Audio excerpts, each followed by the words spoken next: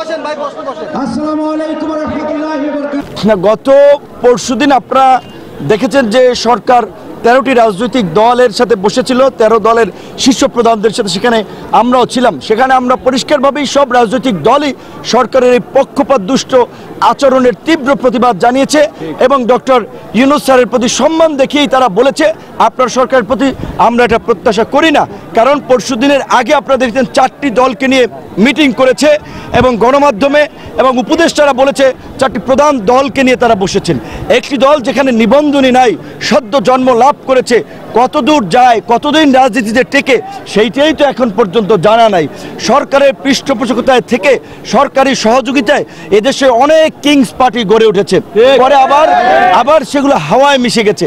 কাজী এই সরকার যে একটি দলকে, বিশেষ করে সদ্য জন্ম গ্রহণ করাই এনসিপিকে যে পৃষ্ঠপোষকতা করছে, সেটি শুধুমাত্র গণ অধিকার পরিষদ নয়, দেশের অধিকাংশ সচেতন রাজনৈতিক মহল এবং নাগরিকদের কিন্তু এটি মতামত যে সরকার একটি দলকে পৃষ্ঠপোষকতা করার মধ্যে দিয়ে তাদের একটি পক্ষপাত দুষ্ট আচরণকে জনগণের সামনে পরিষ্কার করেছে।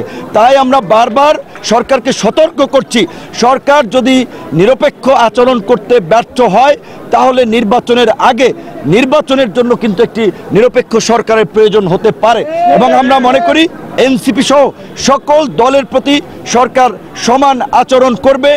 সচিবালয়ের মতো সুরক্ষিত এবং স্পর্শকাতর জায়গা যদি সরকারের প্রশাসন এবং সরকার নিরাপত্তা দিতে না পারে তাহলে এই অন্তর্বর্তীকালীন সরকার কিভাবে দেশের 18 কোটি মানুষের নিরাপত্তা নিশ্চিত করবে সেটি নিয়ে কিন্তু মানুষের মধ্যে উদ্বেগ তৈরি হবে।